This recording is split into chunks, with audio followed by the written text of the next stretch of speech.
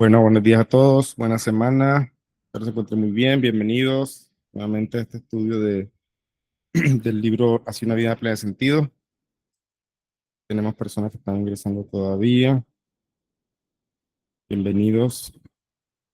Si pueden, ya saben, como siempre, quien pueda abrir sus cámaras, pues le agradezco mucho para que sea una clase un poco más interactiva y cuando tengan preguntas, pueden levantar su mano y les voy dando el espacio para las preguntas. Entonces, ¿me escuchan? ¿Si me escuchan todos? Buenos días, Rap. Sí, señor, claramente. Rabino, Excelente, Ok. Rabino, muy ¿puedo bien. compartirlo en Rabino. Facebook? En Facebook. Sí, si quieres, esta Ah, clase es abierta, digamos, no hay problema. ah, pues perfecto, gracias. Sí, bueno, bien. Bueno, vamos a comenzar. Estamos ya pronto para culminar el libro. Baruch Hashem, llevamos bastante tiempito estudiándolo, con algunas interrupciones a veces por temas de viaje, me ha tocado, otras veces por temas de festividades, etcétera. Creo que llevamos, si no estoy mal, un poquito más de, sí, 2 años, si no estoy mal, tal vez un poco más, estudiando el libro. Y estamos acá ya en el capítulo 24, donde el capítulo tiene por título Dios, la realidad absoluta. Este capítulo, como su nombre lo indica, nos viene a hablar un poco de, digamos, de Dios, desde lo que le podemos conocer y qué no es, que ya estuvimos hablando un poco de eso en la clase pasada, como cómo definimos a Dios, había un título que lo estuvimos analizando, y muchas veces, prácticamente todas las veces, tenemos una idea errada de qué es Dios, digamos, y muchas veces de alguna manera eh, influenciado un poco por la concepción de las religiones, etcétera. Que embargo, en el judaísmo, como hablamos en la Torá, es una manera de conocer a Dios y cuando nos adentramos un poco más a tratar de entender o de conocer a Dios, pues siempre, incluso los cabalistas que lo analizan de una manera más profunda, llegan a analizarlo, vamos a decirlo así, de lo que no es Dios. O sea, porque no se puede definir Dios de eh, cualquier palabra que utilicemos nosotros para poder definirlo, hace parte de este universo creado y en verdad no lo define a él. O sea, por ejemplo, decir eh, que Dios existe, digamos, la existencia es algo creado por él. Entonces, todo lo que podamos decir nosotros desde nuestra perspectiva y nuestro lenguaje se queda muy corto para realmente lo que es definir o para entender lo que es Dios. Sin embargo, obviamente, como lo dice el Rambam en el libro en el Mishneh Torah, en la parte de Yesodá Torah, dice, él se reveló a su creación en la manera que puede ser concebido por nosotros y obviamente entonces sí hay una manera en que podemos conocerlo y también depende de nuestros esfuerzos, o sea, depende de cada quien cómo se esfuerza para conocerlo. Y eso es lo que él quiere. Él quiere, en otra parte, en otro libro, dice que él quiere revelar el bien absoluto, eso dice en el libro de Dimensión Interna. ¿Y cuál es el bien absoluto? Pues él mismo, él se quiere dar de sí mismo a la creación, a las personas y obviamente también depende del esfuerzo de cada uno. Estuvimos analizando un poco eso en la clase pasada, el título que dice cómo definimos a Dios y estamos en este título en la página 260 que es ¿qué es la realidad? Obviamente todo esto va dentro de este capítulo que tiene que ver con Dios. Luego nuevamente vamos a mirar el tema de por qué existimos nosotros y cuál es nuestra relación o cómo debe ser nuestra relación con Dios. Eso es lo que abarca el capítulo. Pero analizando de la realidad, de lo que es la realidad, incluso la palabra realidad puede ser a veces subjetiva, porque nosotros podemos definir como realidad por lo que es, si lo definimos científicamente, es algo que es demostrable, es algo que es captable, que es observable, o sea, que cumple, digamos, mucho de lo que es la observación y la comprobación y todo esto, pero también sabemos, e incluso se ha demostrado científicamente, que el cerebro también puede captar o a veces es engañado por la realidad del cerebro, o sea, genera algunas ilusiones al ver ciertas figuras o etcétera. Entonces, se hace un poco subjetivo. Un segundito, perdón.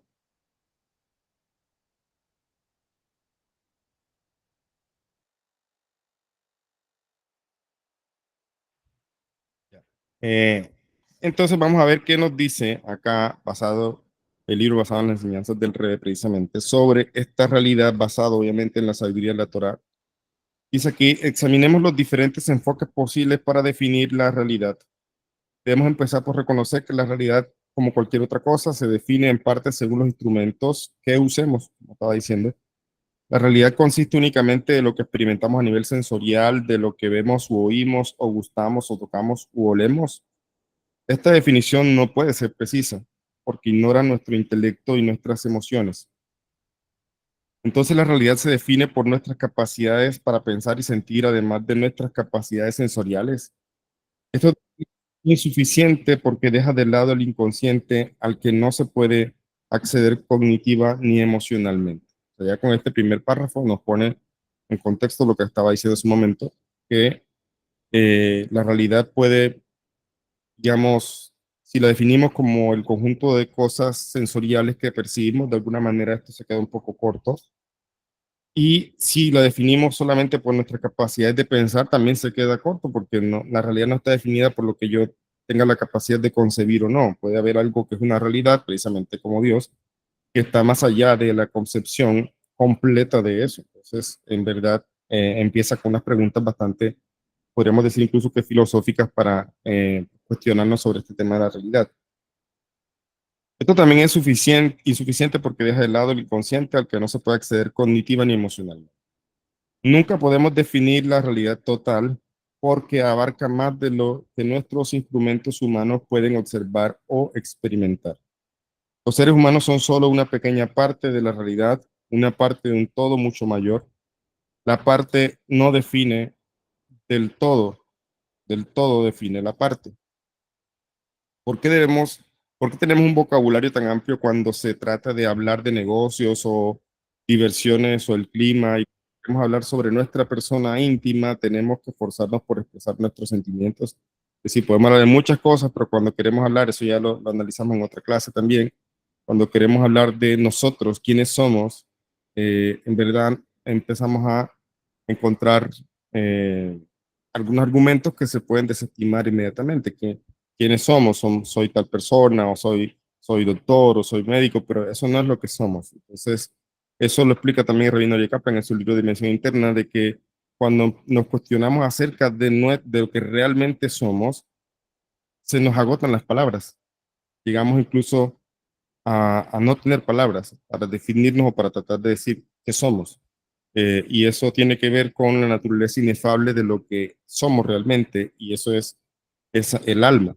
El alma es algo que realmente no es captable como nosotros lo entendemos, y, y, y también nos quedamos entonces, ¿qué somos esa nada? Digamos, esa nada entre comillas, que es realmente el algo, es esa parte espiritual, esa vitalidad que Hashem nos da, pero como el alma no tiene forma, no tiene partes, y no es algo tampoco que podamos conocer más allá.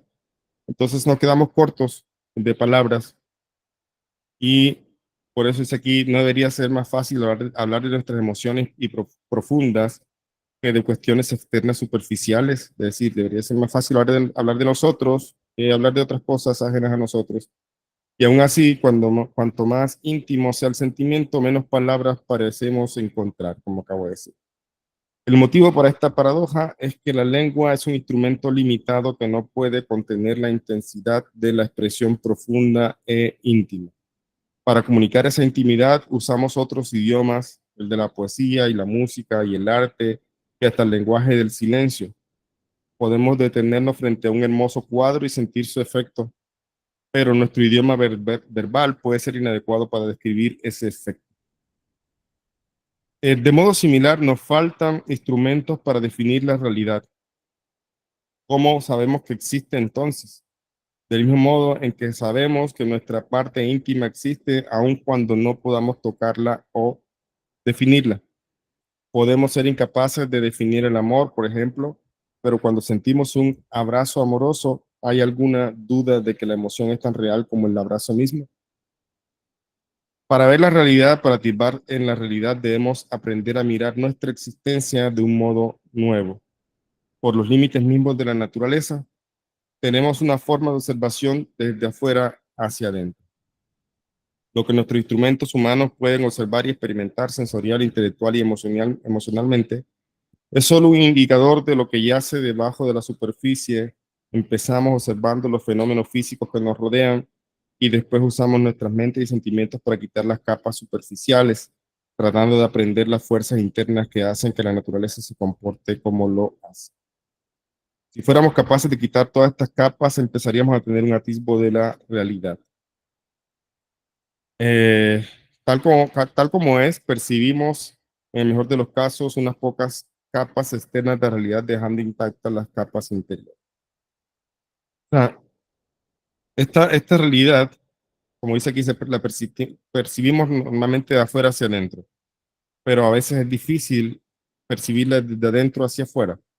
O sea, generalmente nosotros como seres inteligentes y desarrollamos un método para analizar, para la observación, pero precisamente a veces hemos dejado de lado la observación interna, o sea, lo que es el análisis precisamente de lo que somos, y en eso es algo que la Torá nos enseña mucho, nos enseña realmente, porque si la Torá ahí se nos dice que Hashem creó al ser humano, pues en la Torá está consignado no solo la historia y todo lo que conocemos como las parashot, sino que también hay conocimiento allí de cómo el ser humano, qué luchas tiene y cómo puede afrontar estas cosas. Todo esto está en la Torá. Es como que Hashem dio el manual también de vida para esta creación, para este mundo.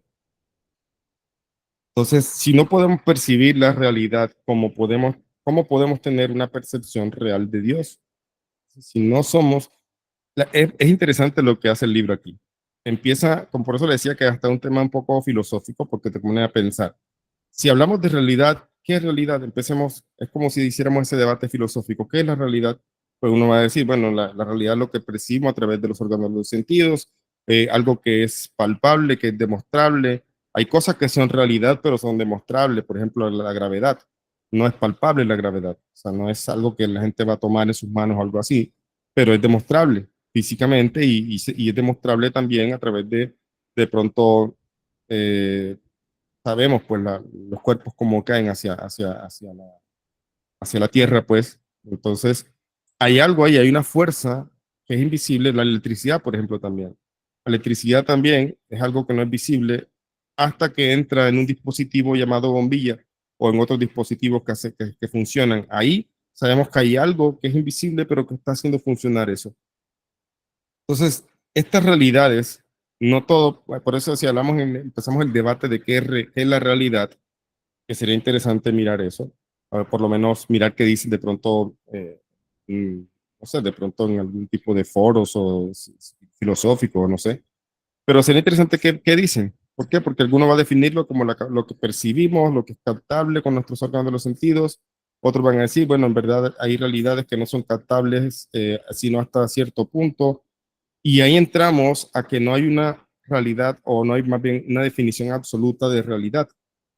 ¿Ya? Porque la realidad, al final de cuentas, se vuelve algo que está limitado a nuestra percepción. No podemos hablar de realidad de algo que no percibimos. Por eso es que mucha gente dice Dios no existe, porque para ellos no es percibible ni demostrable, ni hay una manera eh, de que alguien le haga creer que es así. Pero hay muchas cosas en el universo, incluso en este universo físico, que existen y no las conocemos. Y por el hecho de que no las conozcamos, no necesariamente podemos decir que no son reales. Así el hombre en el transcurso de la historia, ha descubierto cosas que nunca las consideró como realidad porque no las conocía. Entonces, si la realidad se hace un proceso tan a veces subjetivo como esto que estamos diciendo, entonces, ¿qué ¿cómo podemos tener entonces una percepción real de Dios? O sea, si Dios es la realidad absoluta y no concebimos o se nos hace difícil comprender esta realidad que es captable, digamos, y algunas que no son captables físicamente, como decíamos, como el tema de la electricidad y esto, pero entonces, si no podemos percibir la realidad, ¿cómo podemos tener una percepción real de Dios? Y por eso se entra a veces en concepciones de Dios, que eso lo explicamos en la clase pasada, que cada persona puede tener, cada persona, cada grupo, cada religión, una concepción de Dios diferente. Por eso se da todo también el politeísmo, ¿no? Y todas las concepciones erróneas de Dios, etcétera. Y de hecho, como una historia pasada que habíamos leído también, que una persona le decía a un rabino, yo no creo en Dios, y el rabino le dijo, en ese Dios que tú no crees, yo tampoco creo. Entonces, ¿qué reflexión hay ahí? Que muchas veces, precisamente, la gente tiene también concepciones subjetivas de Dios. Puede ser incluso grupales, etcétera. Pero al final de cuentas, ¿qué podemos entonces, cómo podemos tener una percepción real de Dios? Y sobre esto, si decimos, bueno, el judaísmo conoce la Torá, tenemos la Torá, y un segundito, perdón, ya regresó.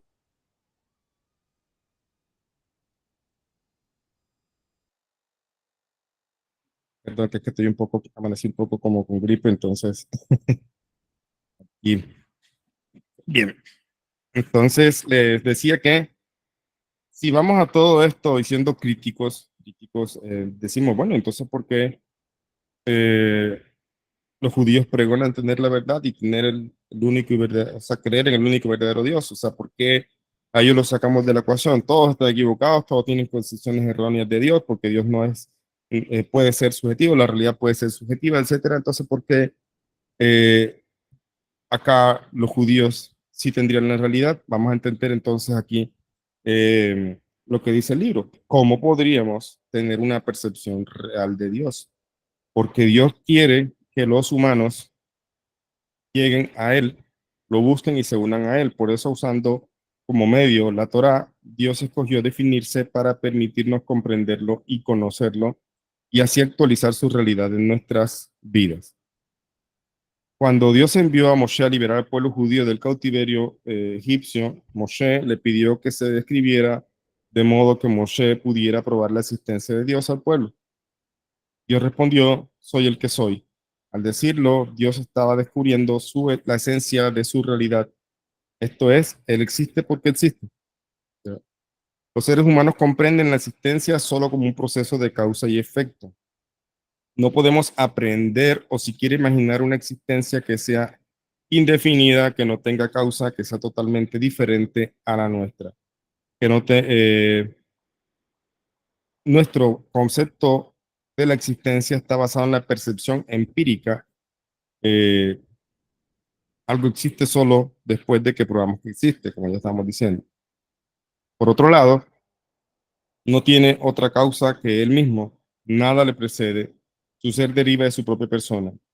La existencia de Dios debe existir porque es la verdadera realidad. Y aquí esto suena, siendo críticos, suena,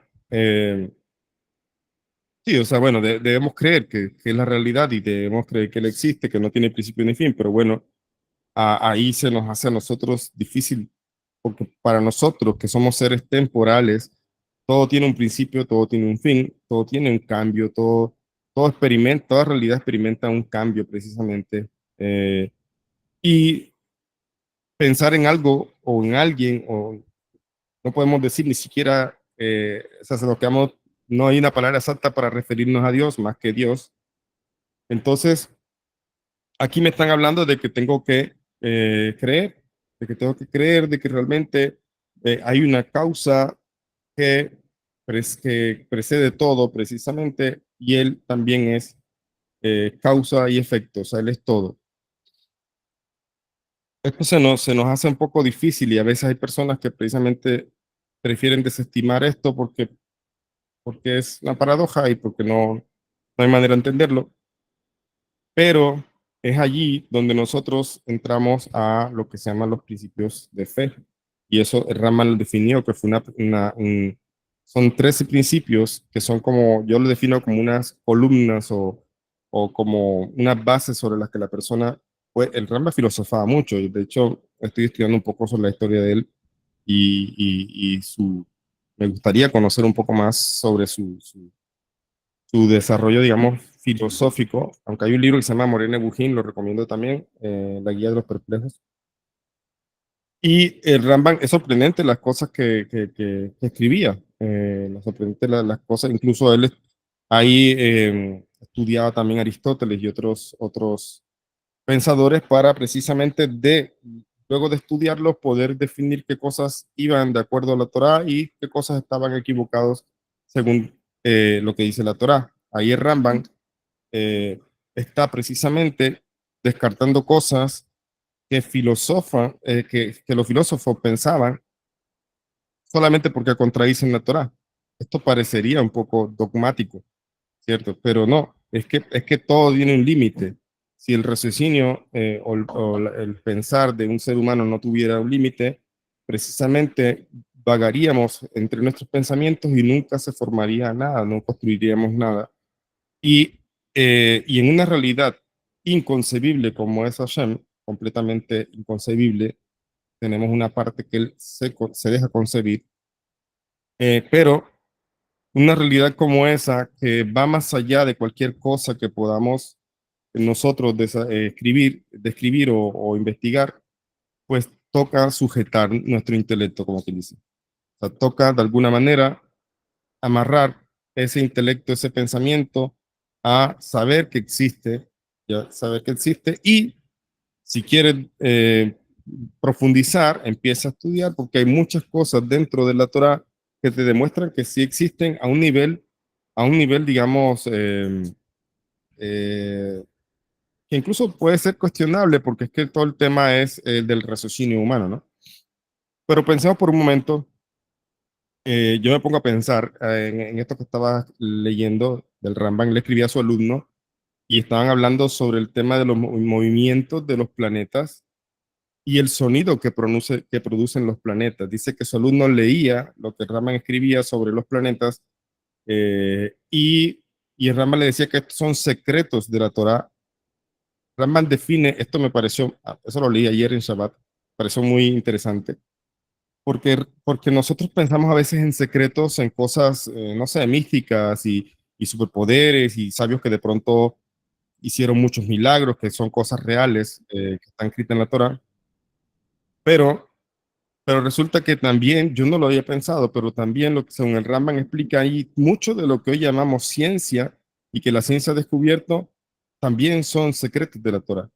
Es decir, Rambam explica que este conocimiento fue dado a Israel, todo este conocimiento científico, explica el Rambam, y que luego del exilio y que el pueblo se mezcló, precisamente se llegó como a permear de este conocimiento a las otras naciones. Ojo, no estamos diciendo que las otras naciones no sean pensantes ni entonces no tengan la capacidad, no.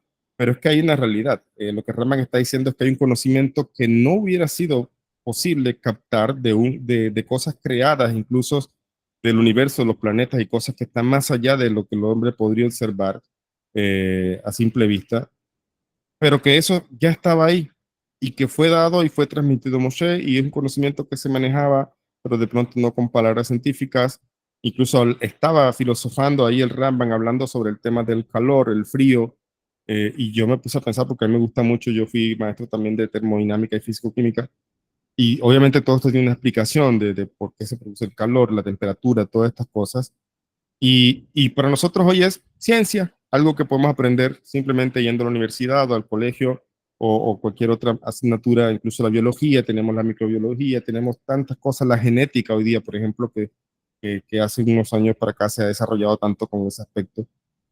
Y muchas cosas, toda la parte atómica, toda la teoría atómica, todo esto que estamos viendo.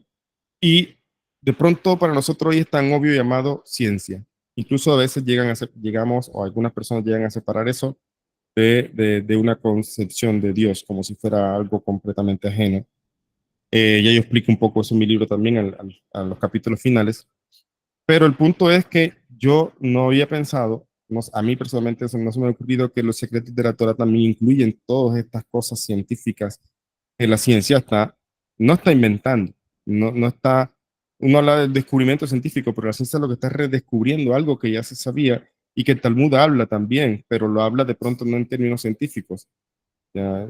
También habla, si se pone a analizar un poco sobre ciertas cosas del Talmud, las guerras que habían y se pueden encontrar pasajes que de alguna manera tienen que ver con microorganismos, las plagas, digamos, todas estas cosas.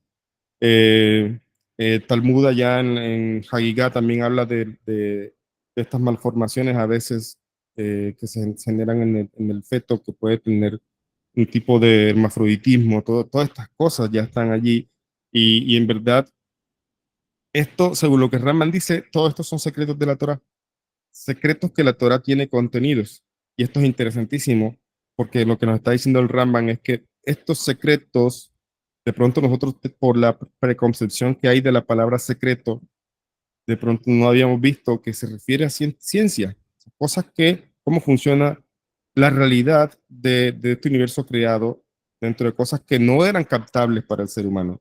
El ser humano antes sabía que había algo que mataba a las personas cuando se dio, por ejemplo, la peste negra, todas estas plagas que hubo, pero no sabían qué era. Ya, no sabían qué era porque no había manera de estudiarlo, no había manera de saber qué era lo que causaba que las personas se murieran de tal o cual forma, pero algo estaba matando a la gente de una manera con síntomas en común.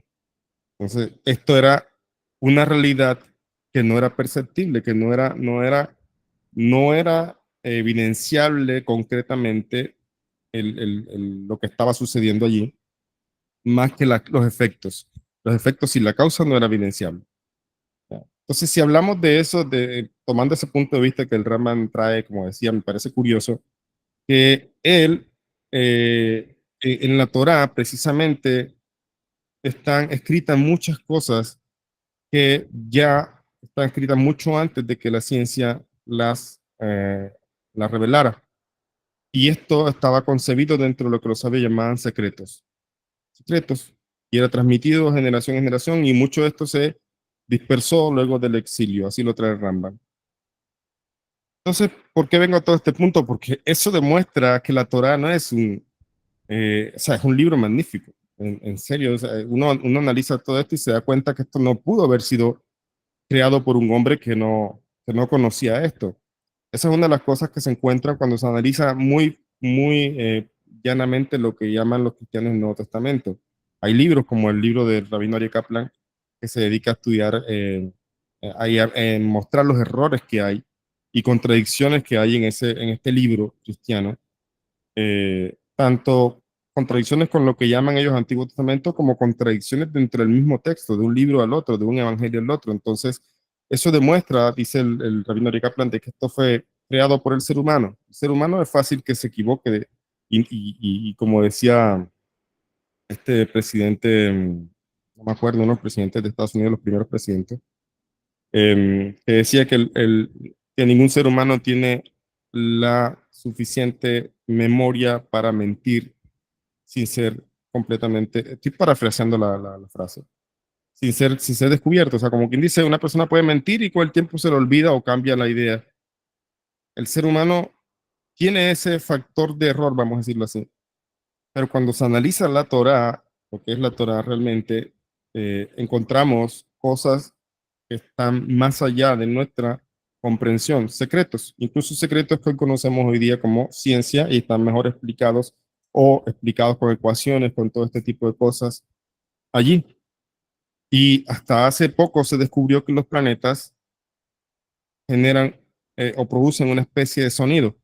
El sonido es algo que se disipa por el aire. En el universo no hay oxígeno, no hay aire como tal, pero sí se ha descubierto que producen unas ondas y esas ondas se han tratado a través de otros dispositivos y captan unos sonidos que producen estos planetas y satélites y lunas de ciertos planetas. Y es curioso que mucho antes de que esto se descubriera, por lo menos científicamente que se haya demostrado, ya el Ramban y su alumno dice, soñaba imaginándose, así dice el texto, imaginándose el sonido de los planetas leyendo las palabras de su maestro. Wow, o sea, y eso se le pudo haber ocurrido a Ramban. Si fuera simplemente imaginación del Ramban, pues sinceramente sorprendente, pero es imposible que un ser humano pueda dimensionar a ese nivel las cosas. Entonces, eso muestra, son evidencias de alguna manera, si quisiéramos llamarla, de que hay una, vamos a llamarlo así, una fuerza superior. Hay una causa de todas las causas. La misma ciencia ha llegado a esa conclusión. Lo que pasa es que no le llaman Dios, ya, no le llaman Dios, porque hay todo ese sesgo de las religiones que piensan que es hablar de religiones entonces. Pero la ciencia ha descubierto que en verdad, de hecho así surgió la teoría del Big Bang y todo esto, hay una causa, hay algo que generó un principio. Entonces, la ciencia misma ha llegado a que ha habido algo, un principio, algo que inició todo. ¿Ya? Y también hace mucho tiempo nos enseñaban en el colegio que se creían en la evolución de estas cosas como al azar, ¿no? De que todo empezó a formarse y se mezclaron sustancias, se generaron entonces las proteínas, casi surgió el ADN, etcétera. Tenemos el experimento de Miller, ya que puso bombardeó unos rayos con rayos eléctricos un caldo que tenía y se produjeron ciertos aminoácidos y ya de ahí concluyó entonces que así se generaron los primeros aminoácidos, pues se formó la molécula de ADN y así empezó la vida. Pero una vez leí de un artículo que decía, bueno, pero ¿quién hacía el papel de Miller, el papel de Miller en ese experimento? Dios. Y Dios, a final de cuentas, las cosas surgen porque no es el azar, algo está creando todo de una manera perfecta. No es solamente basta, por eso el Raman también lo trae, una manera de contemplar la grandeza de Dios es mirar la naturaleza, mirar la creación, analizar, darse cuenta que en verdad las cosas no pasan al azar. Hay un plan, hay algo detrás, hay una, entre comillas, inteligencia superior que todo lo va coordinando. Así lo llaman algunos pensadores. Hay algo superior, ¿ya?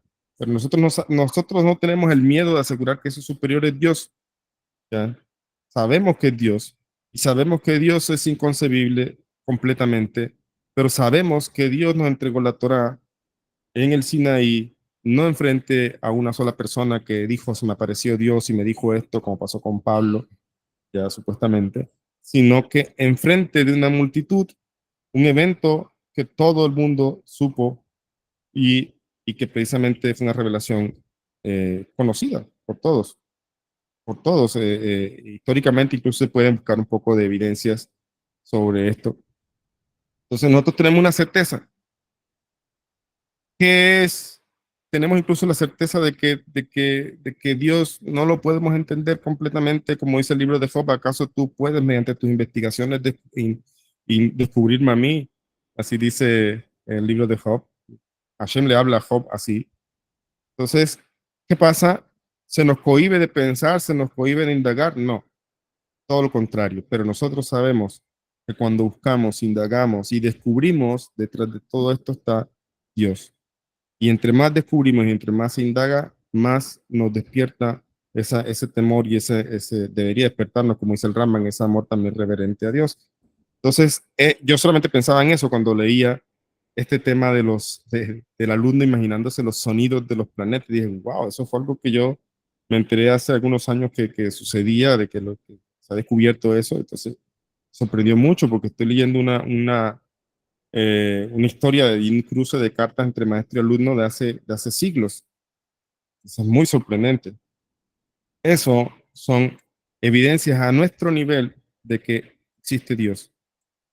Tenemos todo el derecho a racionalizar, tenemos todo el derecho a indagar, investigar, pero no podemos perder el horizonte. Y por eso es que existen los principios de fe. Es decir, debes saber que hay un punto que está más allá de la razón. Hay un punto en que no vas a comprender a Dios más allá de lo que tú puedes entender, porque tú eres un ser creado y tú no estás limitado para creer algo, para entender algo a completitud, algo que te rebasa por todos los aspectos. Y por esa razón, además que somos seres temporales, etcétera, el Tania explica en otra parte, basado obviamente en otros textos, de que la sensación de cambio es a nivel de nosotros, de nuestra percepción, pero que hablamos de un ocultamiento, que Hashem se ocultó y como que disminuyó esa revelación de grado en grado hasta poder materializar acá una creación. Pero el Tania explica, si analizáramos eso, pensaríamos de que Dios hubo un cambio en él entonces, ya que él ahora está menos revelado y dice el Tania, no, esta revelación o este ocultamiento es perceptible, o pensaríamos que Dios está más concentrado, por decirlo así, arriba, y acá en este mundo menos concentrado porque se ocultó, o sea, menos revelado. Dice el Tania, no, En verdad, esto es una percepción desde esta creación. ¿Ya? Nosotros percibimos a él como oculto y como revelado en menor manera, pero desde su perspectiva, él está revelado igual arriba y abajo. Y esto es una paradoja. ¿Ya? Eso es una paradoja, o sea, él no puede estar, y empieza a hacer una analogía con el alma en el Tania, porque dice, ¿dónde se conecta el alma? El único órgano que puede contener el alma completa es el cerebro. Por algo ha sido tan enigmático para los científicos, ¿cierto? Es un cerebro, es un órgano bastante simple, entre comillas, una masa, pero que tiene tanta complejidad en su funcionamiento que todavía sigue siendo objeto de investigación. Yo creo que perdón, si los científicos pusieran en la ecuación de que el cerebro, según lo que enseñan los sabios, mire lo que estoy diciendo, esto no es, es algo que los sabios ya hablan. Si lo voy a decir en términos científicos, vamos a decirlo así, el cerebro es un módulo biológico que logra conectar algo físico con algo espiritual. Eso es una cosa de locos. O sea, el único órgano que puede conectar algo es una interfaz entre el cuerpo y algo completamente espiritual que es el alma. Eso es el cerebro, esa interfaz allí entre lo biológico y lo espiritual. Por eso es ese complejo, porque le están mirando solamente desde el punto de vista biológico. Pero los sabios ya saben eso que estoy diciendo. Ahora, explica el Tania, entonces podríamos pensar que la mayor parte del alma está en el cerebro y otra partecita pequeña está en el resto del cuerpo. Dice, no, dice, el alma está eh, esparcida, vamos a decirlo así, eh, en, en partes apropiadas y adecuadas en cada órgano del cuerpo, en cada fluido del cuerpo, en cada cosa que le da funcionamiento al cuerpo. Es decir, el alma no está, entonces, como quien dice, la mayor parte en el cerebro y de ahí baja, no, sino que ahí se conecta y de allí desciende por partes iguales a donde tiene que ir cada vitalidad. La vitalidad del corazón va al corazón, la vitalidad del ojo va al ojo. Si la vitalidad del ojo va al corazón, pues ahí no funciona. Ese no es el recipiente donde va a recibirse. Entonces, ¿qué estamos diciendo? Que el alma está repartida de manera muy uniforme en el cuerpo. No podemos pensar que la mayor parte está en el cerebro, pero sí podemos decir que allí se conecta. Y es el paralelo que los sabios explican de la creación. ¿Ya? Hashem, cerebro entre comillas, es decir, arriba, en los mundos superiores, donde él se empieza a revelar, podríamos pensar, bueno, ya está más revelado y acá hay menos. No, es igual que el alma. Por eso está todo el pasuk que dice, fuimos creados a su imagen y semejanza. ¿Ves? Entonces todo esto que estoy diciendo se puede analizar incluso con palabras científicas tal vez, pero esto es Kabbalah. Kabbalah que hoy día está incluso también accesible a nosotros, llamada Hasidut, porque si fuera Hashem es tan bondadoso que esta Kabbalah era captable precisamente para los sabios de la época. Imagínense ellos hablando de estas cosas que hoy día, incluso hoy día nosotros podemos racionalizar un poquito, pero ellos no podían expresarlo porque no, así dice el libro Reshit Hodma, ellos no había un recipiente aquí en este mundo creado para poder expresar esas ideas. Y así lo explica todo el libro Reshit Hodma, precisamente de científicos que expresaron cosas en su tiempo y les creyeron locos y hoy día son aceptadas. Entonces, resulta que todo tiene que ver también si el mundo está preparado para esa revelación divina. Hoy día nosotros aquí estamos hablando de cosas que antes eran consideradas secretos de la Torah muy grandes. ¿Ves? Eso es la revelación mesiánica. Todo esto ha hecho acrecentar el poder de la ciencia y la sabiduría de la ciencia, porque un día van a confluir la ciencia y la ciencia inferior y la ciencia de la Torah que es superior, van a llegar a confluir en un punto. Pero esto demuestra, solamente para hablar de algunas cosas, que no estamos hablando de un libro, entonces, en el que nosotros alardeamos que es nuestra verdad y punto, como cualquier otra religión.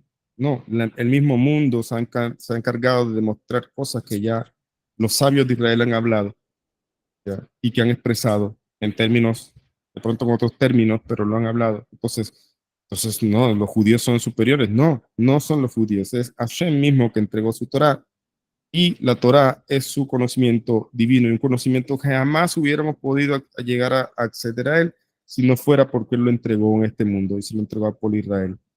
Entonces, esos son solamente para filosofar un poco aquí, si se quiere, sobre por qué nosotros, dentro de todos estos análisis, sabemos que existe un Dios y sabemos que también tenemos que tener cuidado, porque si solamente nos vamos por lo que pensamos o lo que vemos, podemos incluso llegar a desviarnos del camino correcto y hay que tener cuidado y por eso está el tema de los principios de fe, es decir, un punto límite ahí donde sabes, debes acordarte siempre que él no es completamente captable como tú lo piensas, pero puedes captarlo hasta cierto punto y si llegas a un punto paradójico, un punto donde puedes correr el peligro de desestimar la creencia en Dios, ten cuidado, debes saber que Él es uno, Él es verdadero, ahí están los principios de fe.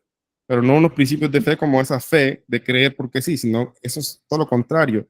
Después de investigar, indagar, están esos ahí como un salvavidas para que no te desvíes inundado por tus pensamientos y racionalizaciones que pueden confundirte. Continúo aquí con el texto, dice aquí, dice, los seres humanos comprenden la existencia como un proceso de causa y efecto y no podemos aprender con H intermedia, o sea, abarcar o siquiera imaginar una existencia que sea indefinida, que no tenga causa, que sea totalmente diferente de la nuestra.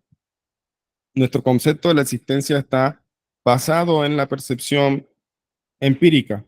Algo existe solo después de que probamos de que existe. Por otro lado, Dios no tiene otra causa que Él mismo. Nada lo precede. Su ser deriva de su propia persona. La existencia de Dios debe existir porque es la verdadera realidad. Entonces, Dios es una existencia distinta de cualquier otra existencia. Una existencia no existencial. ¿Ves? Paradoja. Todo se vuelve paradójico. Entre más racionalicemos acerca de Dios, llega un punto que todo es paradoja. Es real porque es real. Una realidad porque existe, que existe porque existe. Soy el que soy. En consecuencia, perdón, no podemos definir a Dios. Si una persona fuera a usar la mente humana para probar más allá de toda sombra de duda que Dios existe, no sería Dios a quien descubriría. Sería solo un producto de la mente humana para convencer, digo, para conocer verdaderamente la naturaleza, entre comillas, de Dios, tendría que ser como Dios. Una reflexión aquí corta dice, a un niño que llegaría a ser un gran rabino le preguntaron una vez, ¿dónde está Dios? Y el niño respondió con inocencia, donde lo dejes entrar. Wow. Dice acá, para empezar a comprender a Dios, entonces debemos aprender a ir más allá de nuestra propia mente, nuestro propio yo, nuestros propios instrumentos de percepción. Solo entonces aparecerá Dios. Busca a Dios con nuestros ojos, con nuestro intelecto, con nuestra lógica. Buscar a Dios, perdón, con nuestros ojos, con nuestro intelecto, con nuestra lógica, sería como tratar de capturar la luz del sol con nuestras manos. Dios no es definible. El hecho es entonces que no podemos encontrar a Dios. Debemos permitir que Dios nos encuentre en nosotros, quitando todo obstáculo en nuestras vidas que le impida entrar. Le impida entrar. El egocentrismo, la deshonestidad, la ignorancia o nuestro mismo temor de conocer algo separado y más grande que nosotros. Interesante. O sea, no podemos encontrar a Dios sin no dejar que Él nos encuentre. Somos nuestro propio enemigo. A veces dificultamos precisamente nuestra conexión con Dios. ¿Y cómo se puede llegar entonces a eso? ¿Cómo se puede empezar con humildad? O sea, la humildad, y ya hemos hablado sobre qué es la humildad no es aquello donde te sientes que no eres nadie, todo lo contrario, la verdadera humildad es saber que eres muy importante, que tienes talento, que tienes capacidades y saber que todo eso se te lo dio un, alguien superior, Dios, un creador, te dio todo esto, eso es humildad. Cuando la persona dice que Dios no existe o y busca miles maneras de demostrarlo, eso es arrogancia simplemente, ¿ya? Arrogancia. Y en cambio, cuando se empieza con humildad, la humildad va a abrir muchas grandes puertas. De hecho, eso lo hablo también en mi libro, lo recomiendo, el libro Descubriendo tu luz interior que encuentran en Amazon. Hablo un poco sobre ese proceso de autoconocimiento, desde incluso conocer lo que es el alma dentro de lo que se nos ha revelado, que es el alma, nuestras cualidades, nuestras luchas, y cómo se manifiestan esas cualidades, o sea, conocernos a nosotros mismos es ser humilde, porque el egocéntrico no mira o sea, mira hacia adentro, o sea, mira hacia sí mismo, pero de una manera que le bloquea. En cambio, el verdadero, el que es humilde, mira hacia adentro de una manera que le abre puertas, que le ayuda a crecer, que le quita cualquier barrera para precisamente seguir creciendo. Entonces, eso tiene que ver con el ego. Un ego, como cualquier cosa que ya hemos estudiado en Hasidut, se puede expresar de manera negativa. Ese ego que te hace sentir superior, que bloquea muchas cosas, pero un ego que miras realmente lo que eres y de quién vienes creado y cuáles son tus facultades que Él te dio, ese mirar hacia adentro, hacia ese aspecto interior, precisamente ayuda a abrir y a revelar muchas cosas de lo que, y a permitir que Él se manifieste precisamente en tu vida de una manera consciente. Ese gran paso lo dieron muchas personas cuando pasaron dejaron la idolatría y empezaron el camino del monoteísmo, a reconocer que existe un solo Dios, dejar y reconocer que estuvieron equivocados mucho tiempo, reconocer que tienen muchos errores, pero que quieren depurarlos, reconocer que necesitan ayuda, que buscan al pueblo que tiene la Torá. Entonces, eso es humildad. ¿Ya? Eso es humildad y así solamente se puede precisamente descubrir y dejar que Dios entre en nosotros. Dice acá, para terminar, una reflexión, dice, un filósofo discutía con un venerado rabino sobre la existencia de Dios. El filósofo sentía que aunque había algunos argumentos persuasivos para probar la existencia de Dios, había muchos igualmente persuasivos para negar su existencia. Al cabo de un tiempo, el filósofo perdió la paciencia y le dice, usted es un hombre sabio, le dijo al rabino, pero digo, ¿por qué no lo conmueven los argumentos? ¿Por qué no lo conmueven los argumentos que niegan la existencia de Dios?